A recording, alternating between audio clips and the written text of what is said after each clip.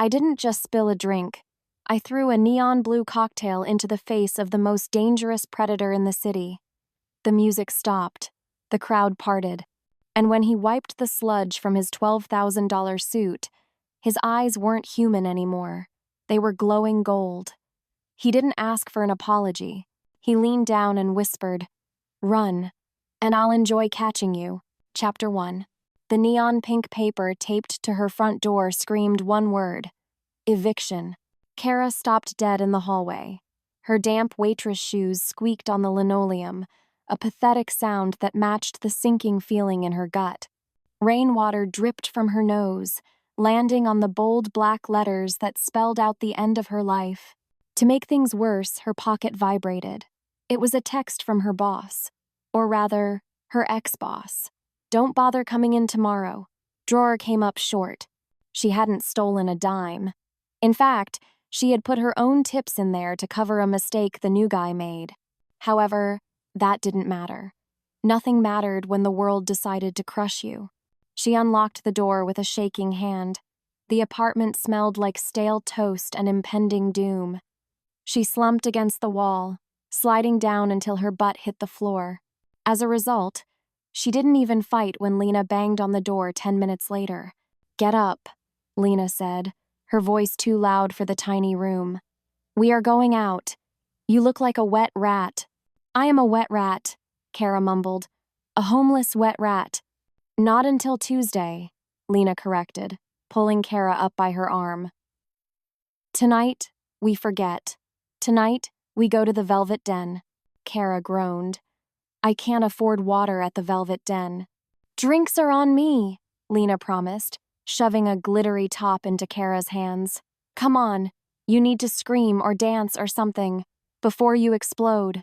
Even so, Kara hesitated. The Velvet Den was where the rich people went, the shifters, the ones who owned the city while people like her scraped gum off the sidewalks. Yet, looking at the eviction notice, maybe Lena was right. Maybe it was fate pushing her out the door.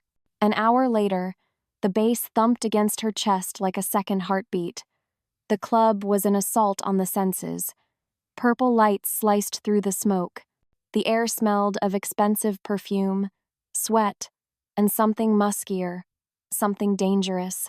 Kara pushed through the crowd, clutching a neon blue cocktail Lena had shoved into her hand. It was sticky. It smelled like blueberries and rubbing alcohol. She didn't know what scared her more, the fact that she was here, or the fact that for the first time in weeks, she didn't care about the consequences. She just wanted to disappear in the noise. She spun on her heel, trying to find a rhythm, trying to shake off the image of that pink notice on her door. In that moment, a hand clamped onto her hip. It wasn't Lena. The fingers were thick, hot, and sliding way too low. Without warning, the anger she had been stuffing down all day. The anger at her boss, at her landlord, at her empty bank account. It all bubbled up. It was hot. It was sharp. And it was ready to blow. The whiskey in his glass cost more than most humans made in a year, yet it tasted like ash. Darius sat in the shadowed corner of the VIP balcony, watching the chaos below. His suit was black, tailored to hide the muscles that coiled tight across his shoulders. He didn't move. He barely blinked. To the humans down there, he was just a rich man watching the party. To the wolves in the room, he was the apex, the king, a loaded gun sitting on a velvet sofa. "You look tense, my king," a voice purred beside him. High Priestess Veda slid onto the cushion next to him. Her dress was red, the color of a fresh kill. She ran a manicured nail down the sleeve of his jacket. "I am bored, Veda," Darius said, his voice a low rumble that didn't carry past their table. "There is a difference." In fact, he was worse than bored. He was starving, not for food, but for something real. Everyone in this room wanted something: money, power, protection. They looked at him and saw a ladder to climb. No matter how hard she tried, Veda couldn't hide the scent of her own ambition. It smelled like sulfur and burnt sugar. It made his wolf pace restlessly inside his chest. The council is getting impatient, Veda whispered, leaning close enough that her hair brushed his jaw. They want a queen, Darius. An alliance. They want a puppet, he corrected, pulling his arm away from her touch. And you want the throne. Veda laughed, a sound like breaking glass. I just want what is best for the pack. She was lying. He could hear the skip in her heartbeat. Despite that, he didn't call her out.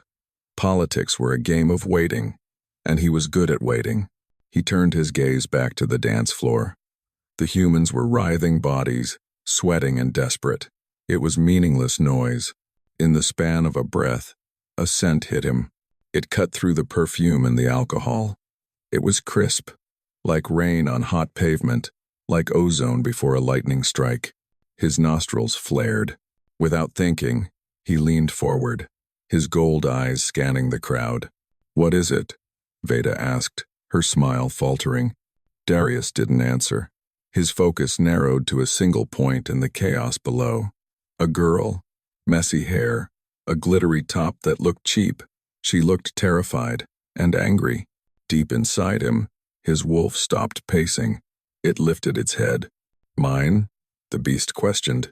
No, not mine. Impossible. She was human, common. Still, he couldn't look away. He stood up, ignoring Veda's sharp intake of breath. He walked to the railing, his hands gripping the cold metal. He needed to see her closer. He needed to know why a waitress smelled like the only real thing in this city. He watched her spin. He watched a man grab her, and for the first time in a decade, Darius felt a spark of genuine rage. Get off me. Kara didn't just say the words. She screamed them. But the music swallowed her voice. The man laughed. He was drunk, his breath smelling like sour beer and entitlement. His hand squeezed tighter, fingers digging into her skin. She tried to pull away, but the crowd was too thick. She was trapped. Panic flared in her chest, cold and sharp. It reminded her of the eviction notice. It reminded her of her boss smirking as he fired her. It was the feeling of being small in a world of giants. She was done being small. Without warning, something inside her snapped. It was a physical sensation, like a rubber band breaking in her chest. She didn't think. She just reacted. Her hand tightened around the neon blue cocktail. I said. She gritted out. Back. Off. As if pulled by a string, her body whipped around. She swung the glass with everything she had. She meant to splash the blue sludge right into the creep's eyes. She wanted to blind him. She wanted him to hurt. Instead, he moved. The drunk guy stumbled back, tripping over his own feet. Kara's arm was already in motion. She couldn't stop it. The blue liquid arced through the air, glistening under the strobe lights like toxic rain. It sailed past the creep's shoulder. It flew toward the man standing right behind him. Time stood still. Kara watched, horrified, as the sticky, neon blue mess splashed squarely onto a pristine black suit. It soaked into the expensive fabric immediately. It dripped down the lapel. It splattered onto a white shirt that looked like it cost more than her kidney. The music didn't stop, but for Kara, the world went silent. The man didn't flinch. He didn't yell. He just stood there, towering over everyone else. He was huge, broad shoulders that blocked out the lights. Slowly, terrifyingly slowly. He looked down at the blue stain on his chest. Then, he looked up. The moment their eyes locked, Kara stopped breathing. His eyes weren't human. They were gold. Glowing, burning, predatory gold. The crowd around them gasped. People scrambled back, clearing a circle around him like he was a bomb about to go off. Oh God, she whispered. She knew that face. Everyone knew that face. It was on the news. It was on the statues in the park. King Darius, the Alpha. She hadn't just spilled a drink on a stranger. She had assaulted the most dangerous predator in the city. Her heart hammered against her ribs like a trapped bird. Run. She had to run. Before she could move, he took a step toward her. The crowd parted instantly. He reached up, wiping a streak of blue slime from his jaw with a thumb. He didn't look angry. He looked hungry. I, Kara stammered, backing up until she hit the bar. He closed the distance in 2 strides. He loomed over her, blocking out the light, blocking out the air. He smelled like rain and power. He leaned down, his lips brushing her ear. "Run," he whispered, his voice dark and smooth like velvet wrapped around a knife. "And I will hunt you." Her knees gave out. He caught her, his hand clamped around her wrist, not hurting her, but anchoring her. "You have made a very expensive mistake, little human," he murmured. As the silence stretched, Kara realized 2 things. Her life was over, and he wasn't going to let her go. The air outside the club tasted like freedom, but the girl in his grip smelled like pure terror. Darius didn't drag her. He guided her, his fingers wrapped around her upper arm, firm enough to bruise if he squeezed, gentle enough to keep her upright. Her pulse hammered against his palm. It was a frantic, rabbit-fast rhythm that woke something dark in his blood. "Mine," his wolf whispered. "Catch, keep." He shoved the beast down. "Not now." "Get in," he growled, opening the heavy door of the armored limousine. The girl Kara, her name tag said, stumbled inside. She scrambled to the far corner of the leather seat, pulling her knees to her chest. Her eyes were wide, darting around the darkened interior like she was looking for a trapdoor. Because of that, he moved slowly. He slid into the seat across from her. The door clicked shut, locking out the noise of the city. Silence filled the car, heavy, thick. "Please," she whispered, her voice cracking. "I don't have any money." I have $40 and a bus pass." Darius looked at the blue stain ruining his silk lapel. The suit was Italian, custom. It cost $12,000. However, looking at her trembling hands, he realized he didn't care about the silk. He cared about the fire he had seen in her eyes back in the club. "Where did it go?" "I don't want your money," Darius said, his voice dropping to a low rumble that vibrated in the floorboards. "This suit is worth more than your life's earnings, Kara." She flinched at her name. Then what?" she asked. Tears welled in her eyes, but she didn't let them fall. "Are you going to kill me?" "Kill you?" He let out a short, dry laugh. "No, that would be a waste." He leaned forward. The scent of her fear spiked sharp and metallic. "You have a debt to pay," he said softly. "You humiliated me. You damaged my property, and you touched the king without permission." He saw her throat bob as she swallowed. "I'm sorry," she breathed.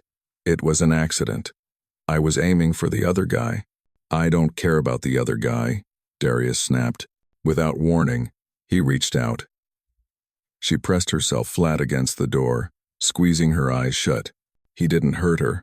He simply tapped the partition glass. The driver started the car instantly. "Where are we going?" she asked, opening one eye. "Home," Darius said. "My home?" "No," he answered, leaning back into the shadows. "Mine."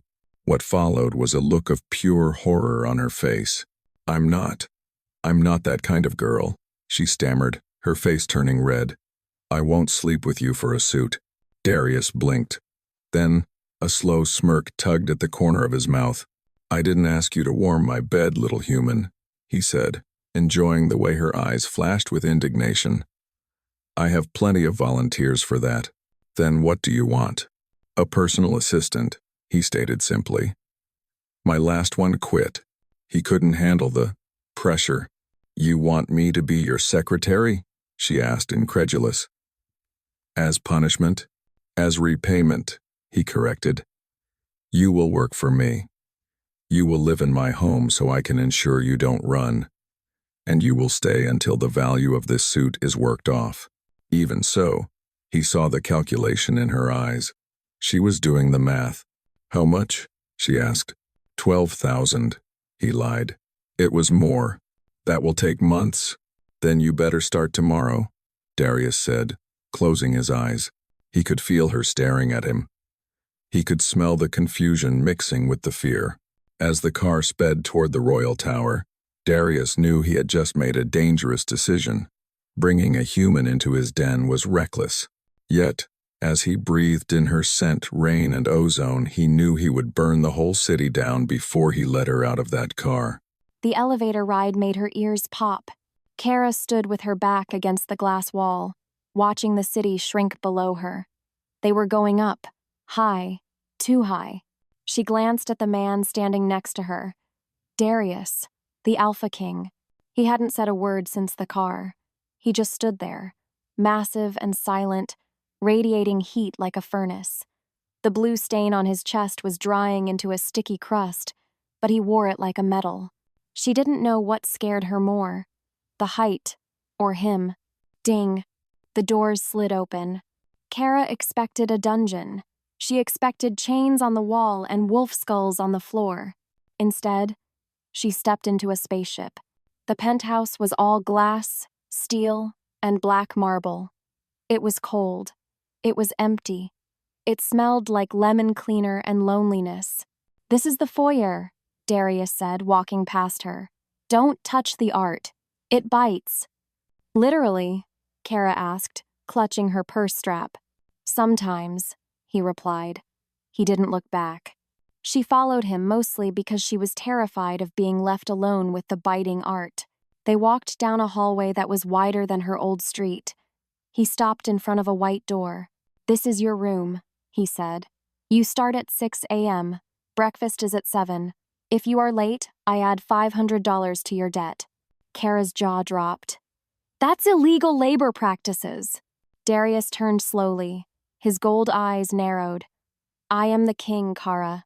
I am the law." He pushed the door open. Inside, the room was beautiful. A bed the size of a swimming pool. A view of the skyline. Thick, fluffy carpets that looked like clouds. Until she saw the lock on the window. Heavy. Electronic. It wasn't a guest room. It was a gilded cage. "I need my stuff," Kara said, her voice shaking. "My clothes. My toothbrush. My team will retrieve your belongings from your hovel," Darius said, curling his lip. "Tonight, you wear what is in the closet." "You went through my stuff?" she demanded. "No. I bought you new things. I don't want your apartment smell in my house." With that, he turned and walked away. His footsteps didn't make a sound on the marble, like a ghost or a predator stalking prey. Kara stepped into the room. She closed the door. She didn't lock it. There was no lock on her side. She walked to the bed and sat on the edge. It was soft, too soft. Panic rose in her throat again. She was trapped. She owed $12,000 to a werewolf king who looked at her like she was a snack. Despite that, a tiny, stubborn part of her brain flared to life. He wanted a personal assistant? Fine. She had dealt with drunk customers, sleazy landlords, and double shifts on zero sleep. She had survived the streets of this city for 5 years. She looked at the closed door. "You want a servant?" she whispered to the empty room. "Be careful what you wish for, wolf boy." She kicked off her wet shoes. They hit the expensive carpet with a dull thud. She wasn't going to cry. Not tonight. She was going to survive. The next morning, Kara woke up ready for war. She found a gray pantsuit in the closet. It fit perfectly. Creepy, but she didn't have time to dwell on it.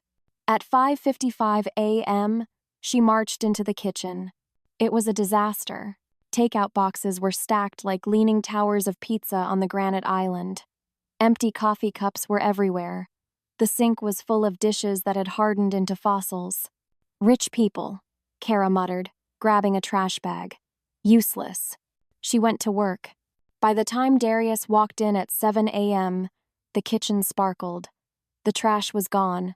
Fresh coffee, dark, strong, and smelling like heaven was brewing in the machine. Darius stopped in the doorway. He was wearing sweatpants. Just sweatpants. Kara's breath caught. His chest was bare. And it was devastating. He had scars, silver lines running across muscles that looked carved from stone. A tattoo of a wolf paw sat over his heart. He looked sleepy. His hair was messy. For a second, he didn't look like a king. He looked like a guy who needed caffeine. Abruptly, his eyes snapped to the empty counter. "Where is my breakfast?" he growled. His voice was rough with sleep, a deep, gravelly sound that made her stomach do a weird flip. "I threw it out," Kara said, crossing her arms. Darius stiffened. "You threw out my donuts?" "They were stale," she said, pointing to a plate of scrambled eggs and toast she had made. "And you can't run a kingdom on sugar and grease. Eat the eggs." The silence that followed was heavy. Darius stared at the eggs, then he stared at her. His gold eyes flared. "I am the alpha," he said, stepping closer. "I eat what I want." "You are the boss," she corrected, holding her ground even though every instinct screamed run. "And you hired me to manage your life. Your life is a mess, Darius. So, sit down and eat the protein." She used his first name. She held her breath. Was he going to kill her? Was he going to turn into a wolf and eat her head? Darius looked at her. He looked at the eggs. A strange expression crossed his face. He looked baffled. "You are bossy," he muttered. "I'm efficient," she shot back. "Coffee is ready. Your meeting schedule is on the tablet. I moved the 9 a.m. to 10 a.m. because you looked like you needed sleep." He blinked. "You moved the council meeting?" "They can wait an hour," Kara said, pouring herself a cup of coffee. "You're the king, right?" Unexpectedly, the corner of his mouth twitched. He pulled out a stool and sat down. He took a forkful of eggs. Kara watched him chew. "Passable," he grunted. "You're welcome," she said. As he ate, Kara watched him. He wasn't looking at her with that predatory hunger anymore. He looked relieved. Maybe, just maybe, the monster wasn't the only thing living in this penthouse. In that moment, his phone buzzed. He looked at the screen, and the softness vanished. The king returned. "We leave in 10 minutes, he said, his voice cold again.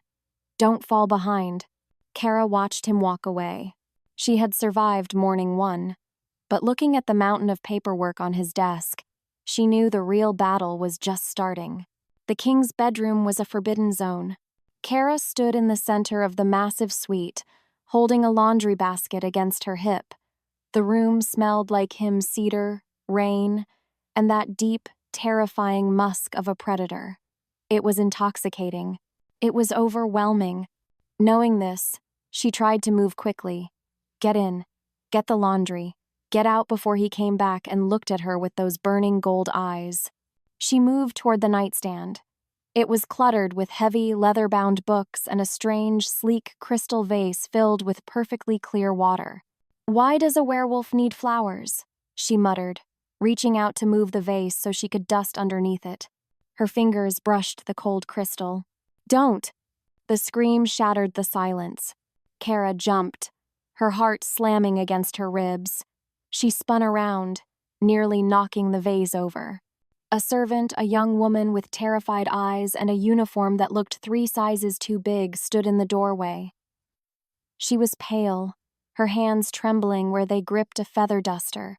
"Don't touch it," the girl whispered, her voice barely audible. "Please, never touch it." "It's just water," Kara said, frowning.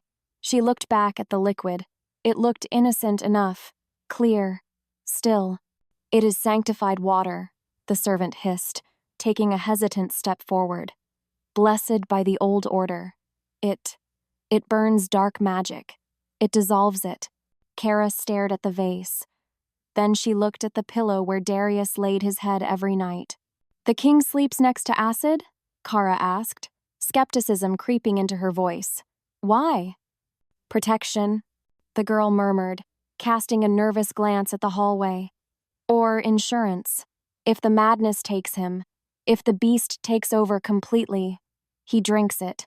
Kara felt a chill slide down her spine that had nothing to do with the air conditioning. He kept a suicide pill on his nightstand. In that moment, the image of the invincible, arrogant Alpha King cracked. She saw the man beneath the monster, a man terrified of his own nature. "Okay," Kara said softly, backing away from the nightstand. "I won't touch it." The servant nodded, relief flooding her face, and scurried away like a frightened mouse. Kara looked back at the vase one last time. She didn't know what scared her more, the fact that Darius needed it, or the fact that she suddenly wanted to pour it down the sink so he couldn't use it.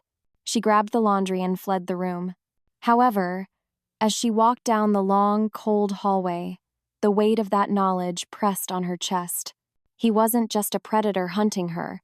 He was a prisoner in his own skin. And for some stupid reason, that made her want to stay. The boardroom air was stale, reeking of greed and cheap cologne. Darius sat at the head of the obsidian table, his silence heavier than a shout. Across from him sat Alpha Kale of the Northern Pack, a man with too many teeth and not enough honor. "The terms are standard, Darius," Kale said, sliding a thick contract across the polished surface. "We get access to your shipping routes. You get 10% of our lumber exports. Simple." It wasn't simple. It was a trap. Darius knew it. Kale knew it. Unfortunately, Darius had been awake for 3 days dealing with Veda's political maneuvering, and his eyes were burning. The words on the page were swimming. He reached for his pen. "Coffee." A voice cut through the tension. Darius looked up. Kara pushed through the heavy double doors, balancing a tray. She wasn't wearing the maid uniform. She was wearing the gray pantsuit, her hair pulled back in a messy bun that exposed the vulnerable curve of her neck. His wolf stirred. "Mine. We are in a meeting," Kale snapped, glaring at her. "Get out, human." Kara didn't flinch. She didn't even look at Kale. She walked straight to Darius, placed a steaming mug of black coffee near his hand, and then, bold as brass, she picked up the contract. Darius should have stopped her. He should have growled. Instead, he watched. She flipped to page 12. Her eyes scanned the fine print, narrowing. "You can't sign this," she said, her voice calm, conversational. Kale slammed his hand on the table. "How dare?" "Page 12, paragraph 4, Kara interrupted, pointing a manicured nail at the text. "It defines shipping routes as any and all transport vectors currently owned or future acquired by the Crown. That means, if you buy a new train line 5 years from now, they own access to it. For free." Silence slammed into the room. Darius looked at the text. She was right. It was a classic expansion clause, buried in legal jargon meant to bore him into submission. He looked at Kale. The Northern Alpha's face had flushed a deep, humiliated red. She can't read that," Kale sputtered. "She's a waitress." "I read eviction notices for fun," Kara deadpanned, dropping the contract back onto the table. "Trust me, I know when someone is trying to screw me out of a lease. Or a shipping route." She looked at Darius. "Don't sign it. Or at least, charge them double for the future access." Darius felt a rumble start in his chest. It wasn't a growl. It was a laugh. A dark, impressed laugh. He looked at Kara, really looked at her. She wasn't just a debt to be collected. She was a weapon. "You heard her," Darius said, leaning back in his chair and crossing his arms. "Rewrite it. And add a consulting fee for my assistant." Kale looked like he wanted to flip the table. As Kara turned to leave, Darius caught her wrist. His thumb brushed the pulse point on her inner arm. Her heart skipped, he could feel it. "Thank you," he murmured, low enough that only she could hear. "Put it on my tab," she whispered back, pulling away. As she walked out, Darius realized something dangerous. He wasn't just keeping her because of the debt anymore. He was keeping her because he didn't want to run this kingdom without her. The storm outside battered the glass walls of the penthouse, mirroring the chaos inside. It was 2 a.m. Kara had woken up to a sound, a low, agonizing sound that vibrated through the floorboards. She found him in the living room. Darius was on his knees. His shirt was shredded, hanging in ribbons from his waist. His skin was rippling, muscles bulging and grinding against bone, as if something was trying to claw its way out of him. He was growling, a deep, guttural sound that shook the windows. "Get out," he choked out, his voice distorted, layered with a beast's snarl. "Run, Kara." She froze in the hallway. Every survival instinct she had screamed run. He was shifting. He was losing control. The servant's warning about the madness flashed in her mind, until she saw his eyes. They weren't glowing with rage. They were wide with panic. He was clawing at the carpet, his claws gouging deep furrows into the expensive wool. He was in pain. He wasn't a monster attacking. He was a man drowning. Instinct took over. She didn't run away. She ran to him. Darius. She dropped to her knees in front of him. The heat radiating off his body was intense, like opening an oven door. "Go!" he roared, squeezing his eyes shut. "I can't. Stop it." "Yes, you can," Kara said, her voice shaking but firm. She reached out. "Don't touch me," he snarled, snapping his teeth inches from her face. Kara didn't flinch. "Look at me." She placed her hands on his burning cheeks. His skin was rough, stubble grazing her palms. He was trembling so hard her own teeth rattled. "Darius, look at me." Slowly, painfully, he opened his eyes. The gold was swirling, chaotic, swallowing the pupil. "Breathe," she commanded. "You are not a wolf right now. You are in your living room. You are safe. I am here. I could kill you," he whispered, a tear hot and human sliding down his face. "You won't," she said. "How do you know?" "Because you owe me $12,000, she said, a small, sad smile touching her lips. "And you don't welch on debts." Something in his eyes shifted. The gold settled. The violent, rippling under his skin slowed. He slumped forward, his forehead resting against her shoulder. He was heavy, smelling of sweat and ozone and rain. Kara wrapped her arms around his massive shoulders. She held him while the storm raged outside and the beast raged inside. "I've got you," she whispered into his hair. "I've got you." For a long time, the only sound was his ragged breathing and the rain. Then, his arms came up. He circled her waist, pulling her closer, burying his face in the crook of her neck. He held on like she was the only solid thing in the universe. In the quiet that followed, the dynamic shifted. The contract was forgotten. The debt was forgotten. There was only the man, the woman, and the terrifying realization that she wasn't just his employee anymore. She was his anchor, and he was beginning to be hers. The photograph landed on his desk with a soft thud. But it hit Darius like a physical blow to the gut. It was grainy, blurry. Yet, there was no mistaking the image. It was the night at the club. It showed Kara, neon blue cocktail in hand, mid-throw. It showed the anger on her face. And it showed him, the king, covered in sludge. High treason. Veda purred from the doorway. Darius didn't look up. He stared at the photo. The air in his office grew heavy, thick with the scent of ozone and impending violence. Veda walked into the room. Her heels clicked on the marble floor, click, click, click, like a countdown. She wasn't wearing red today. She was wearing black. Funeral, black.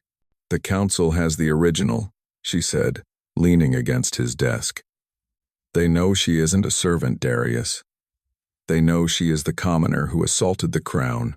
In an instant, his plan, the debt, the contract, the safety of the penthouse, dissolved into smoke. "She didn't assault me," Darius said, his voice low and dangerous. "It was an accident. It was an act of war." Veda corrected, her eyes gleaming with malice. "A human attacking an alpha? The law is clear. Execution, at dawn." Darius stood up. His chair scraped loudly against the floor.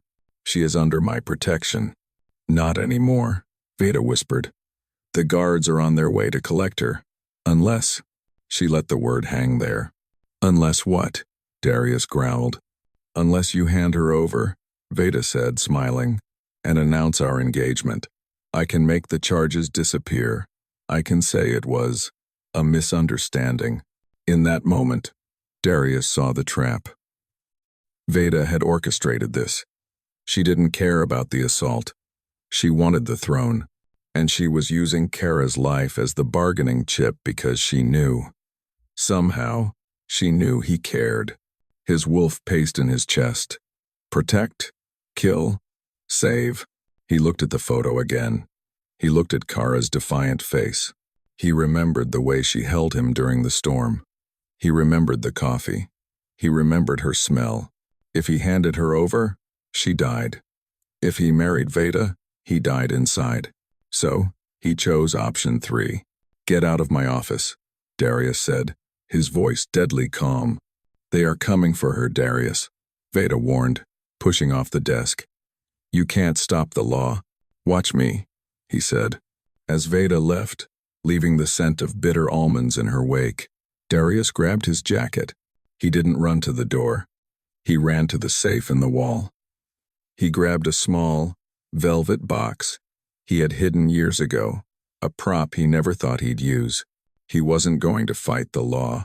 He was going to break it. The council chamber smelled like old books and blood. Kara stood in the center of the stone circle.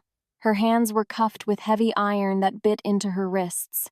She was trembling, not just shaking, vibrating. 12 pairs of glowing eyes stared down at her from the high benches. The council, the elders, the monsters who ran the world. Kara Sinclair, the head elder boomed, his voice echoing off the cold walls. You are charged with high treason, assault on the Alpha King. How do you plead? Kara's voice failed. She looked around. Where was Darius? He had promised she was safe. He had promised. Maybe he lied. Maybe this was the end of the game. Guilty, Veda said, stepping from the shadows. The evidence is irrefutable. Then the sentence is death, the elder stated, raising a heavy gavel. Kara closed her eyes. She thought of her mom. She thought of the stupid eviction notice. She thought of Darius's sad eyes during the storm. I'm going to die, she thought. I'm really going to die. Abruptly, the heavy oak doors blasted open. Wood splinters flew through the air. The guards at the entrance went flying. Darius strode in. He wasn't wearing a suit. He was wearing shirt sleeves rolled up to his elbows, exposing the tattoos on his forearms. He looked wild.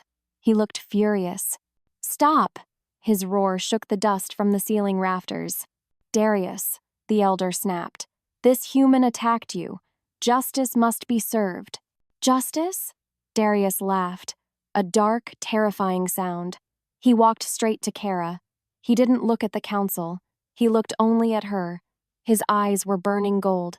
She didn't attack me, Darius announced, turning to face the room. We have photos, Veda shrieked. You have a snapshot of a moment you don't understand, Darius lied smoothly. He stepped behind Kara.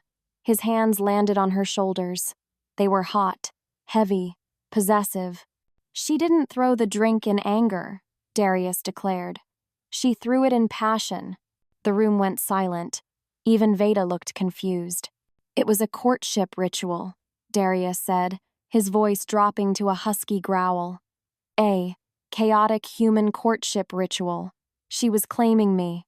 That is absurd, the elder scoffed. She is a commoner. She has no claim on you unless she is my mate, Darius finished. Kara's heart stopped. Mate? Prove it, Veda challenged, stepping forward. If she is your mate, where is the mark? Humans cannot carry a mark. Darius looked down at Kara. His eyes softened. Trust me, he whispered, so low only she could hear. Do not scream. Before she could move, he swept her hair aside. He leaned down. Kara felt his hot breath on the sensitive skin where her neck met her shoulder. I claim you, he whispered. Without warning, he bit her. Pain, sharp and white-hot, exploded in her neck. It wasn't just physical, it was electric. It shot down her spine, curling her toes, setting her nerves on fire. She gasped, her knees buckling. Darius caught her. He didn't let go. He held the bite, his teeth sinking in, marking her, branding her. Yet, under the pain, there was something else. A rush of adrenaline. A strange, warm hum that flooded her chest. It felt like a belonging. He pulled back slowly. He licked the wound, once a soothing, intimate stroke that made her shudder. He turned her around to face the council. A fresh, bleeding bite mark marred her skin. "She is marked," Darius snarled, his eyes challenging anyone to disagree. "She is my queen, and by the laws of the pack, she has diplomatic immunity." As the silence stretched, Kara touched her neck. Her fingers came away bloody. She looked at Veda. The priestess looked like she had swallowed glass. Kara didn't know if it was real. She didn't know if it was a trick. But looking at the fierce protection in Darius's eyes, she realized she didn't care. The door of the limo slammed shut, sealing them in. Darius slumped back against the seat, the adrenaline crash hitting him hard. His hands were shaking, not from fear, but from the taste of her. Her blood was sweet, copper and ozone. It was intoxicating. Kara sat across from him. She was pressing a handkerchief to her neck. She looked pale. She looked shocked. "You bit me," she said. It wasn't a question. It was an accusation.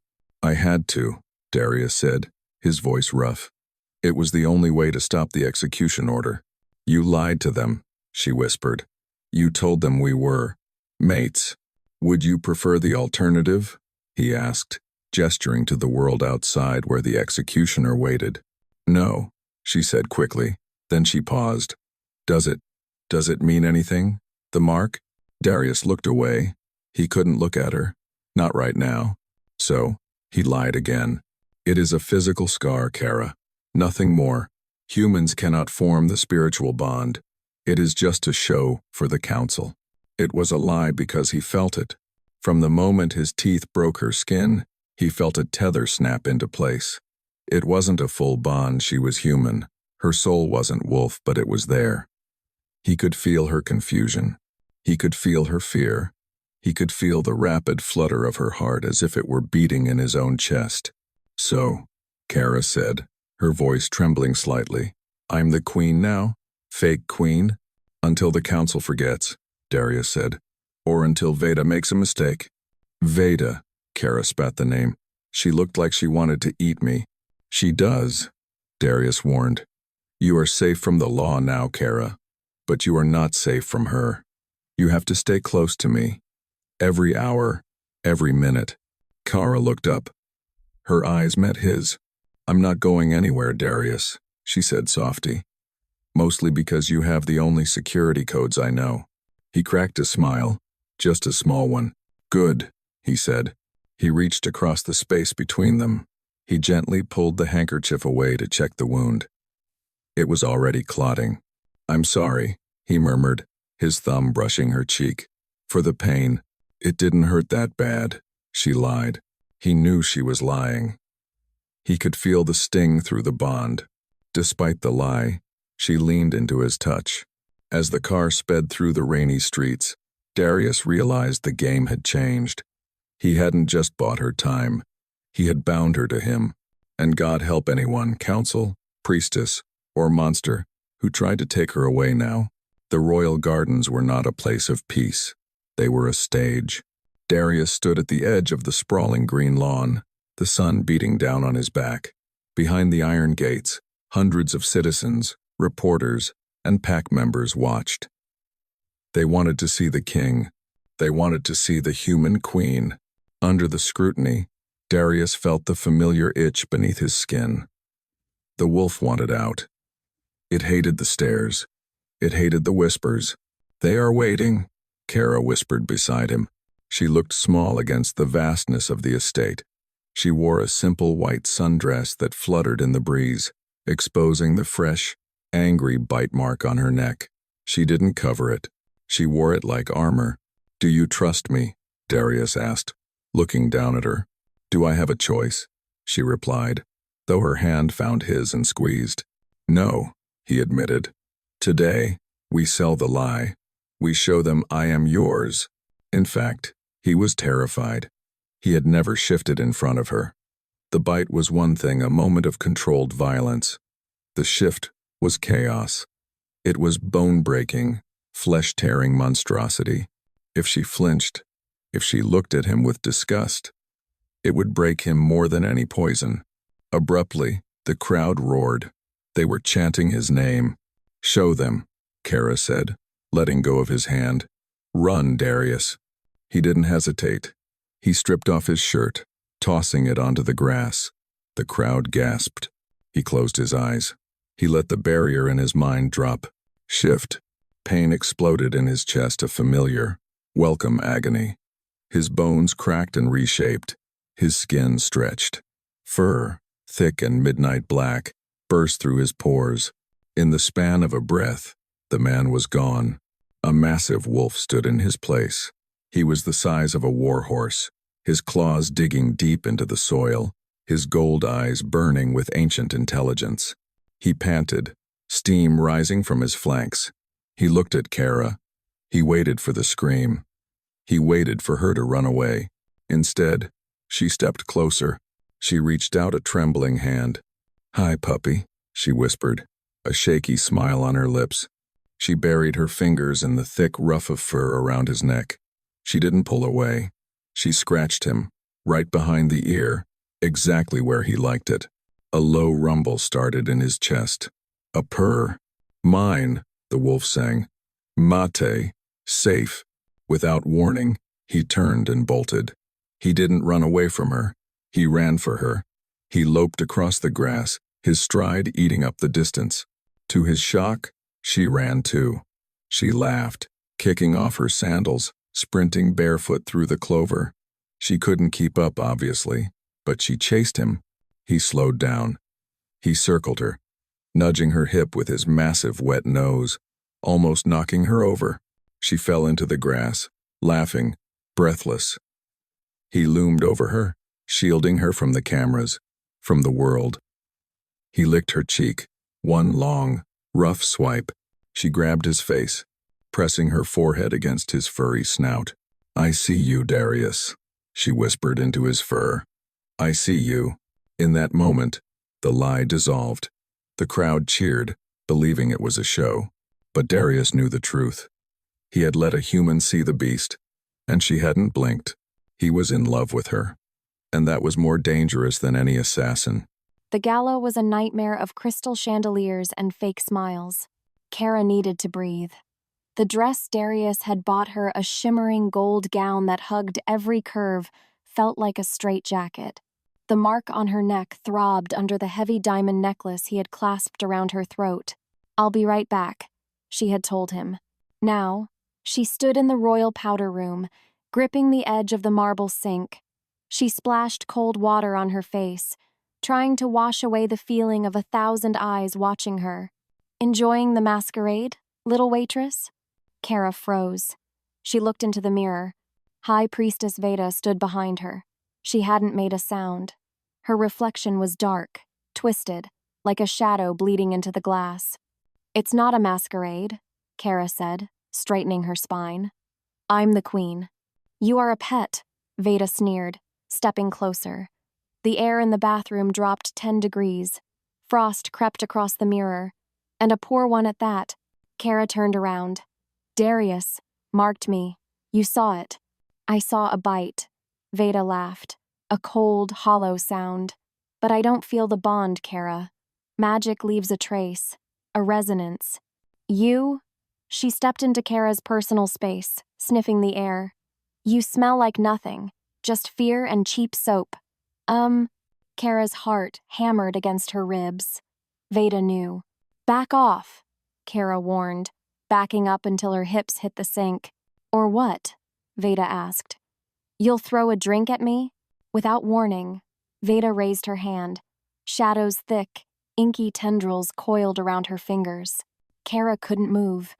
The shadows lashed out, wrapping around her throat like a phantom rope. She clawed at her neck, but there was nothing there to grab. Air was cut off. "I could kill you right now," Veda whispered, her eyes glowing a sickly violet. "I could snap your neck and tell Darius you slipped." Kara gasped. black spots dancing in her vision. But Veda released the magic. Kara slumped against the counter, coughing, gasping for sweet, precious air. That would be too easy, Veda murmured, smoothing her dress. Tonight isn't about killing you, Kara. It's about destroying him. And you are going to be the weapon. He will kill you, Kara wheezed. He won't be able to. Veda smiled. It was the smile of a predator who had already sprung the trap. Fix your hair, Veda commanded, opening the door. Dinner is served, and you don't want to miss the toast. She swept out of the room. Kara stared at her reflection. Her neck was red, not from the bite, but from the phantom chokehold. She was shaking. She had to warn him. She had to tell Darius that Veda knew. She scrambled for the door, her heels slipping on the polished floor. She didn't know what Veda was planning, but the pit in her stomach told her one thing. The game wasn't over. It had just turned deadly. The grand hall was filled with laughter, the clinking of silverware, and the rich scent of roasted venison. Darius sat at the head of the table, Kara by his side. She was pale. She barely touched her food. Her hand kept brushing against his thigh under the table, gripping him tight, as if she were afraid he would vanish. "Are you okay?" he whispered, leaning close. "Veda," she breathed, her eyes darting to the priestess seated across the table. "She knows, Darius. She cornered me. We have to leave." Darius stiffened. He looked at Veda. The priestess was smiling, chatting with a council elder. She looked perfectly innocent. "We will handle her," Darius promised. "Tonight." "No," Kara insisted, her grip tightening. "Now." Suddenly, the ringing of a spoon against a glass silenced the room. Veda stood up. She held a goblet of dark red wine. "A toast," she announced, her voice ringing clear and bell-like. "To the king and his new queen." The room cheered. To verify this joyous union, Veda continued, gesturing to a servant who stepped forward with a golden pitcher. "I have brought a vintage from the old country, the blood of the ancestors. Only the alpha may drink it first." The servant poured the wine into Darius's goblet. The liquid was thick, dark, almost black. It smelled of blackberries and earth. Darius didn't want to drink it. His instincts were screaming, but the council was watching. To refuse the ancestors' wine was an insult to the crown itself. "Darius, don't," Kara whispered. "It's just wine, Kara," he murmured. "I have to." He lifted the goblet. Veda's eyes locked onto his. They were glittering with anticipation. He took a sip. It tasted sweet, rich, and then it tasted like fire. Not the good fire of whiskey, the cold, numbing fire of death. The glass slipped from his fingers. It shattered on the stone floor, spraying red wine like blood. "Darius," Kara's voice sounded far away. He tried to answer.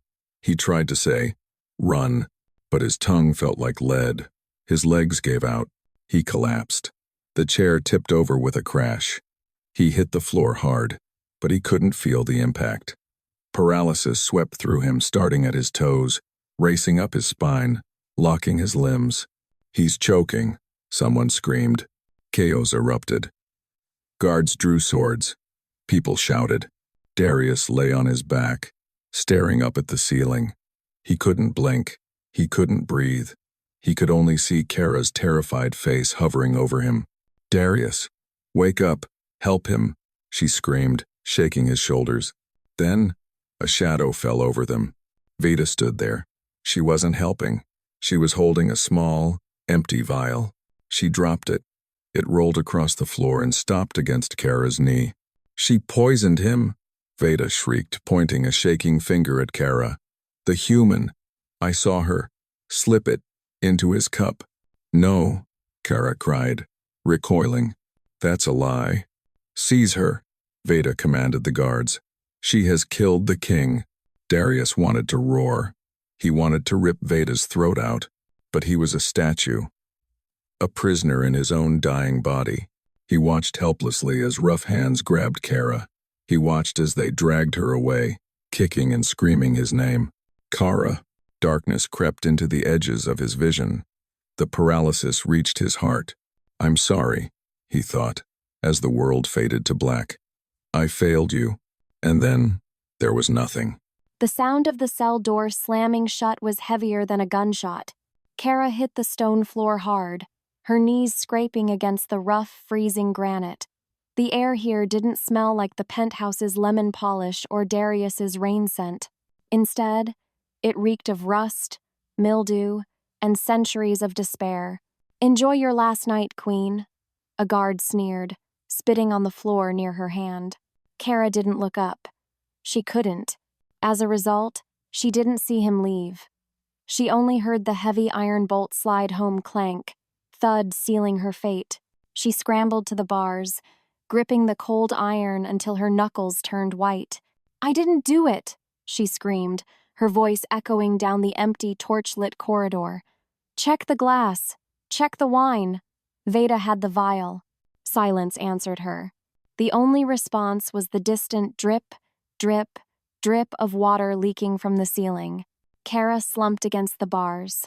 Her gold dress, the one that made her feel like royalty just an hour ago, was torn at the hem and stained with dungeon muck.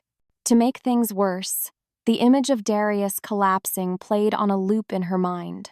His eyes, confused, betraying, terrified. He had looked at her like she was the one who killed him.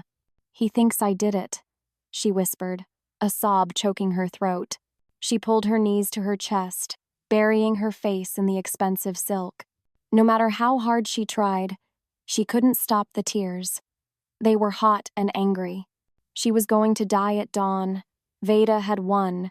The debt was finally going to be paid with her life. Yet, as the cold seeped into her bones, a different emotion began to curdle in her stomach. It wasn't fear. It was rage. She remembered Veda's smirk. She remembered the shadows choking her in the bathroom. She remembered Darius's hand squeezing hers under the table. He didn't let go, she realized. Even when he fell, he was reaching for me. She lifted her head. Her mascara was running. Her hair was a disaster, but her eyes were dry now. She wasn't a queen. She was a waitress who had survived on tips and grit for 5 years. She was a survivor, and she wasn't going to let that witch win without a fight. The darkness was absolute. Darius was floating in a void. No up, no down. Just cold, suffocating blackness. He tried to shift. He tried to roar. He tried to twitch a finger. Nothing happened. His body was a tomb. He could hear his own heart beating thump, thump, thump, slow and ragged. It was the only thing telling him he wasn't dead yet. As if pulled by a string, his consciousness drifted upward. He couldn't open his eyes, but he could hear. He is fading fast, a voice murmured. It was the royal physician. The wolfsbane concentrate has severed his connection to the beast. His organs are shutting down. A tragedy, another voice replied. Veda, Darius screamed inside his own skull. Traitor, murderer. But outside, he was silent. A statue on a silk sheet. Leave us, Veda commanded. I wish to pray over my king. Footsteps retreated. The heavy door clicked shut. In the quiet that followed, the air shifted. He could smell her. Not the fake perfume she wore for the council, but the real scent beneath it, rotten flowers and ambition. Oh, Darius, she whispered. He felt a hand brush his forehead. It was cold. You really should have chosen me, she crooned, her voice dripping with mock sympathy. We could have been gods, but you had to pick the stray. Her fingers trailed down to his throat, resting over his pulse. Don't worry, she whispered, leaning close to his ear. She won't suffer long. The execution is at dawn. I'll make sure to tell her you died hating her right before the axe falls. Rage hot, molten, and nuclear exploded in Darius's mind. His wolf slammed against the paralysis cage. It clawed at the walls of his mind, howling for blood. Kara, he fought. He poured every ounce of his will into moving one finger. Just one. If he could just grab her throat. But nothing moved. "Goodbye, my love." Veda kissed his cheek. It felt like a brand of ice. Die quietly. As the silence stretched after she left, Darius felt the true horror set in. He wasn't afraid of dying. He was afraid of leaving Kara alone in a world that wanted to eat her alive. And for the first time in his life, the Alpha King prayed. Not to the ancestors, but to the little human with the messy hair. "Run, Kara. Please, just run." The execution bell tolled once. It was a deep, mournful sound that vibrated through the stone floor of the cell. Kara looked at the small, barred window high on the wall. The sky was turning a bruised purple. Dawn was coming. She had maybe an hour. She stood up. She paced the small cell 3 steps forward, 3 steps back. "Think," she hissed at herself. "You organized his entire life. You know where he keeps his socks. You know his coffee order. You know—" She stopped. Her eyes landed on the electronic lock panel on the inside of the door. It was old tech, repurposed for the dungeon, but it was still a keypad. Memory hit her in a flash. 3 weeks ago. The penthouse. Darius had been asleep on the sofa, exhausted after a negotiation. He was twitching, dreaming. He had mumbled numbers, over and over. 0709, Alpha, override. She had thought it was nonsense, or a bank pin. Abruptly, she remembered the file she had filed away the next day. Security protocols, dungeon retrofit. Maybe it was fate. Or maybe it was just her obsession with detail. Kara rushed to the door. She didn't have tools. She didn't have a hacking device. But she had a bra. Without thinking, she reached under her dress and unclasped her bra. She ripped the underwire out of the fabric. It was thin, metal, and strong. "Please work," she whispered. She jammed the wire into the side of the keypad casing. She twisted. Plastic cracked. The smell of burning rubber hit her nose. She wasn't a spy. She was just desperate. She wiggled the wire until the faceplate popped loose, exposing the wires. "Okay," she breathed, sweat dripping down her nose. "Short the circuit, enter the code." She used the wire to bridge 2 red connectors. Sparks flew. The keypad beeped angrily. The red light flickered. Her fingers hovered over the numbers. Ling, Qi, Ling, Jiu. She held her breath. Beep, beep, beep. In the span of a breath, the light turned green. Click. The heavy iron bolt slid back. Kara stared at it. She had done it. She pushed the door open. The corridor was empty. The guards were likely outside, preparing the execution platform. She stepped out. Her instinct screamed left. Run to the exit. Run to the city. Run and never look back. But then, she thought of Darius, lying in that bed, dying. If she ran, she lived. If she stayed, she died. Unless, she remembered the apothecary. She remembered seeing the antidote bottles when she reorganized the medical supply list for the insurance claim. Wolfsbane concentrate, antidote, blue vial, shelf quattro. She looked left toward freedom. She looked right toward the stairs leading up to the castle. Toward Veda. Toward the poison. "I really hate this job," Kara whispered. With a single glance at the exit, she turned right. She kicked off her heels. She gripped the metal underwire like a shank. She wasn't running away. She was going to collect her debt. The stone stairs bit into her bare feet, cold and unforgiving. Kara moved like a shadow. 5 years of navigating crowded dining rooms without bumping into customers had taught her how to be invisible. She hugged the wall, her breath shallow, her heart beating a frantic rhythm against her ribs. Thump, thump, thump. Above her, the castle was waking up. She could hear the heavy tread of boots on marble. She could hear the murmur of voices, excited, bloodthirsty voices. Execution in 30 minutes. A guard laughed somewhere above. The witch wants a front row seat. Kara grit her teeth. Instead of freezing, she sped up. She reached the top of the servants' stairwell. It opened into the east wing hallway. The air here was warmer, smelling of beeswax and lavender, a sharp contrast to the metallic tang of the dungeon. She peeked around the corner. 2 guards stood by the main archway, massive, armed with shock spears. There was no way past them. Panic flared in her chest, hot and bright. I'm trapped, she thought. I'm going to die here, barefoot in a hallway, while Darius dies alone. Desperately, her eyes landed on a laundry chute door set into the wall. It was small, it was dirty, and it led straight down to the basement. Or, if the schematics she had filed last week were correct, it passed right behind the apothecary ventilation shaft. You have got to be kidding me, she whispered. She didn't have a choice. Without warning, she scrambled across the hall. Hey, a guard shouted. You! Kara threw herself at the small metal door. She yanked it open and dove headfirst into the darkness just as a spear of electricity sizzled past her ear. She slid. Metal scraped her skin.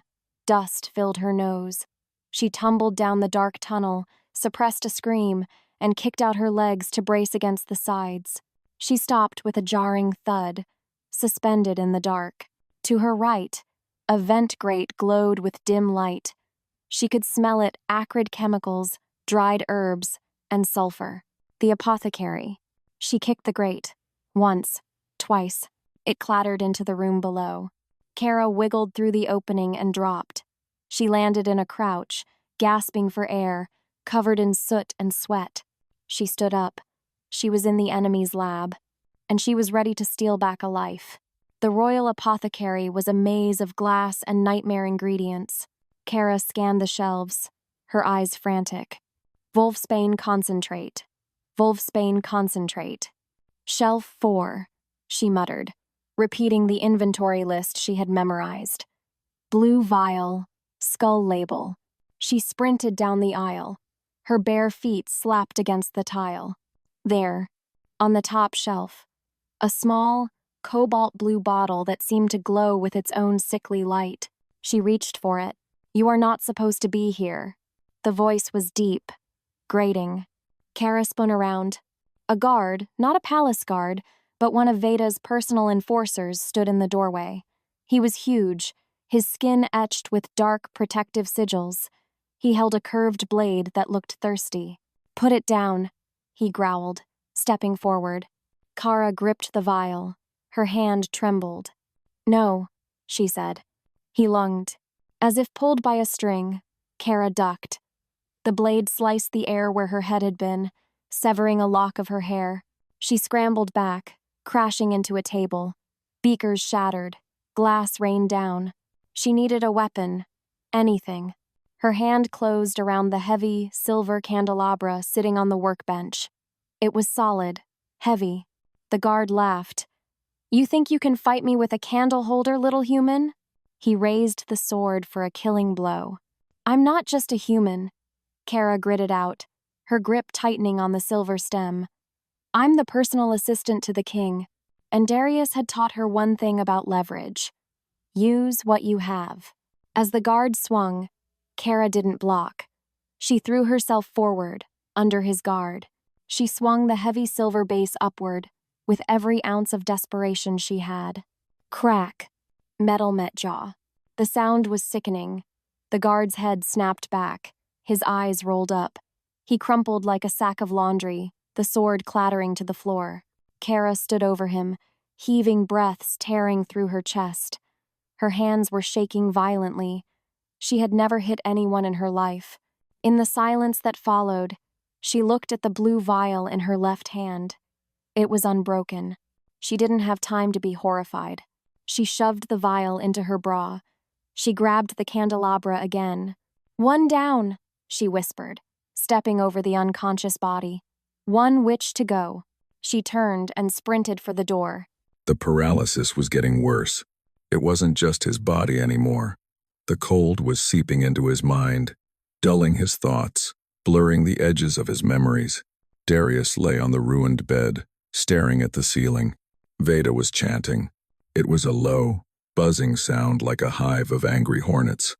She was pacing around the bed, tracing sigils in the air with smoke that smelled of burning hair.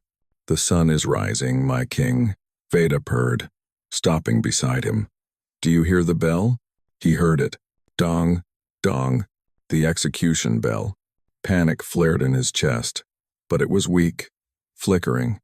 He was too tired to fight. "I'm sorry, Kara," he thought, the words drifting through the fog of his mind. "I dragged you into this. I made you a target." He tried to summon his wolf, but the connection was severed. There was only silence where the beast used to be. "It is time," Veda whispered.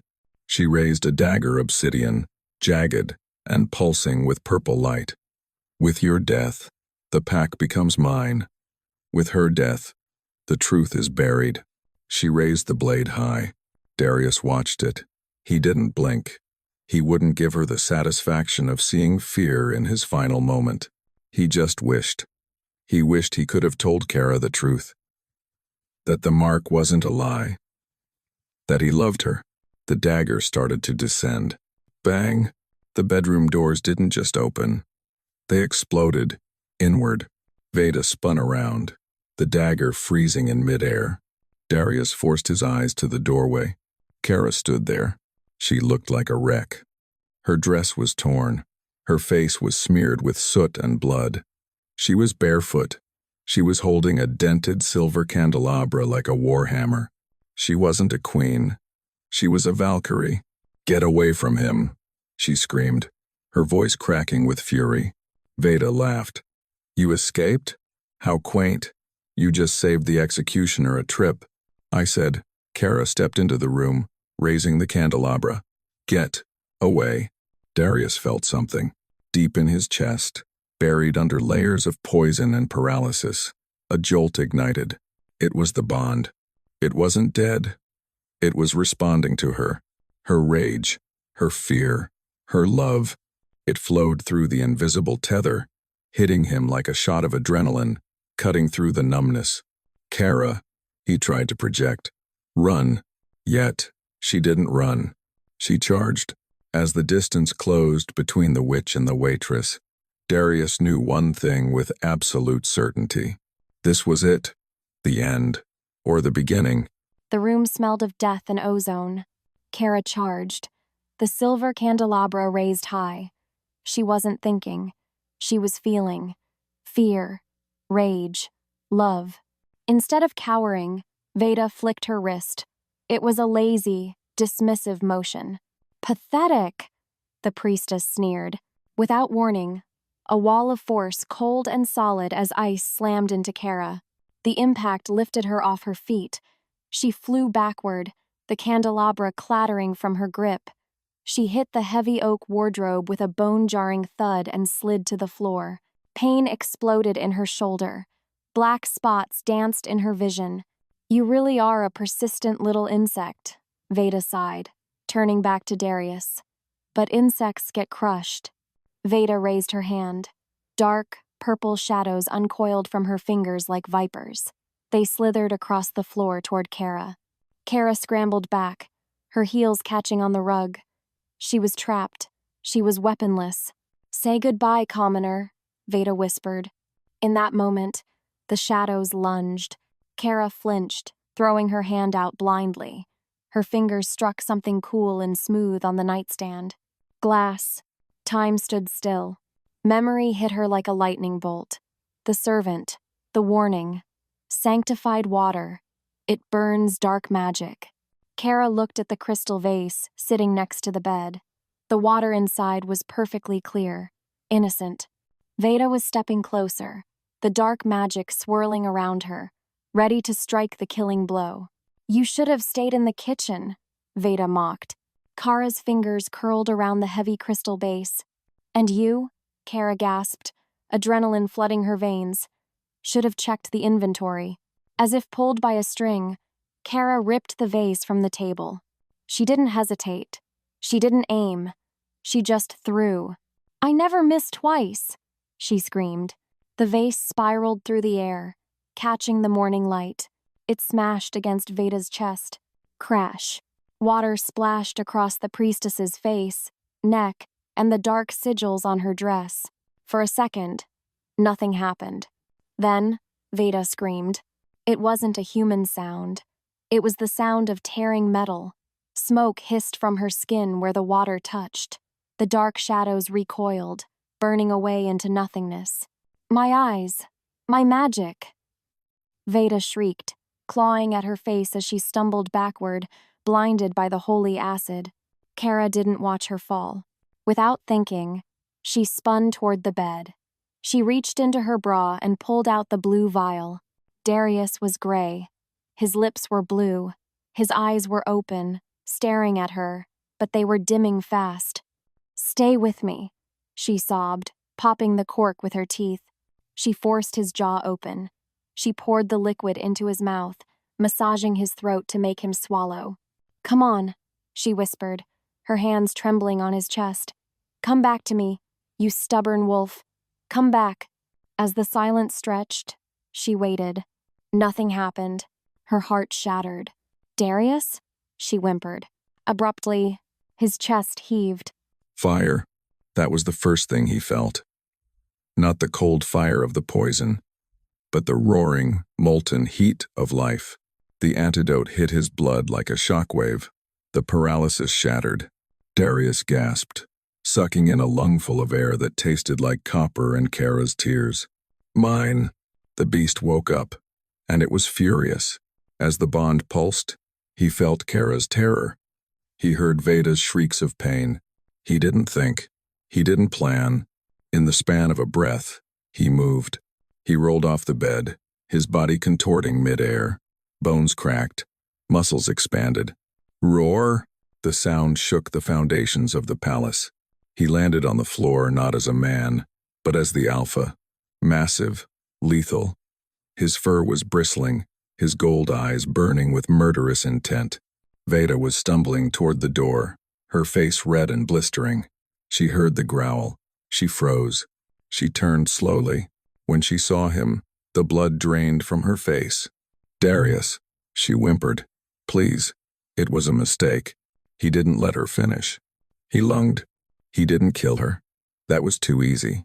He swiped his massive paw, knocking her into the stone wall with enough force to shatter ribs. She slid down, unconscious, broken, defeated. Guards burst into the room, weapons drawn. They saw the giant wolf standing over the fallen priestess. They saw the queen kneeling by the bed. They lowered their weapons. They bowed. Darius ignored them. He turned back to the bed. Kara was still on her knees. She was shaking. She looked at him, at the monster, with wide, wet eyes. Slowly, the rage bled out of him. The wolf receded, leaving the man behind. He shifted back. He stood there, naked, bloody, and exhausted. He didn't care about the guards. He didn't care about dignity. He dropped to his knees in front of her. "Kara," he rasped, his voice raw. "You're okay," she whispered, reaching out to touch his face. Her hands were stained with soot, but they felt like heaven. "You're okay. Because of you," he said. He pulled her into his arms.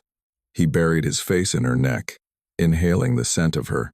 She smelled like fear and courage and home. "I thought I lost you," he murmured against her skin. "You can't get rid of me that easily," she choked out, a sob breaking through her voice. "You still owe me $12,000. Darius laughed.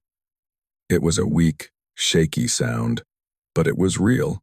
He held her tight, knowing that for the rest of his life, no matter how much gold he had in the vault, he would always be in her debt. 3 days later, the royal penthouse was quiet, but it was a different kind of quiet. It wasn't cold anymore. It was warm. Sunlight streamed through the glass walls, illuminating the dust motes dancing in the air. Kara stood by the window, looking out at the city. She wasn't wearing a maid uniform. She wasn't wearing a ball gown. She was wearing one of Darius's shirts, which hung to her knees, and a pair of fuzzy socks. "You're staring again," a voice rumbled from the doorway. Kara turned. Darius leaned against the frame. He looked better. The color was back in his cheeks. He was holding a piece of paper. "The council is still arguing about Veda's trial," he said, walking toward her. But they have officially dropped the charges against you.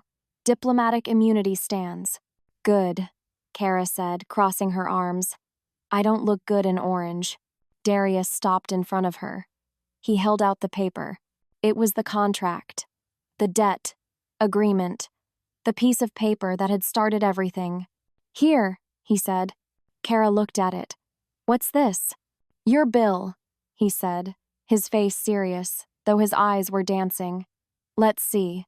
1 Italian suit, 1 antique crystal vase, 1 bedroom door destroyed by alpha rage, and emotional distress to the king.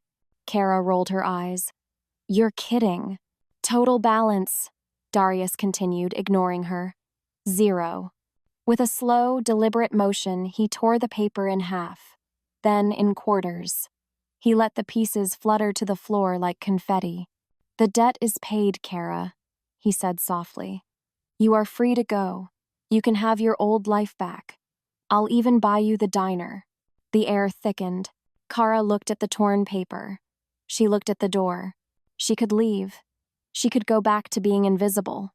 Safe. Normal. Yet, she looked at Darius. She looked at the man who had shielded her with his body. The man who let her boss him around. The man who looked at her like she was the only star in his sky. I don't want the diner, she said. What do you want?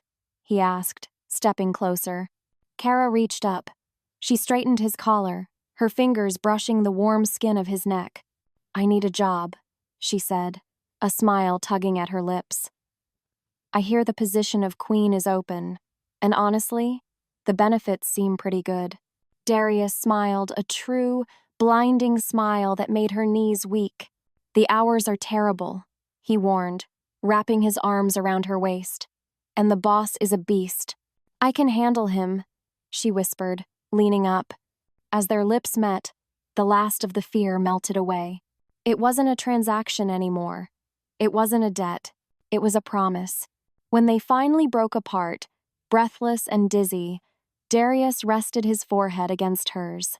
I love you, Kara, he murmured. She grinned, grabbing his lapels and pulling him back down. I know, she said. Put it on my tab.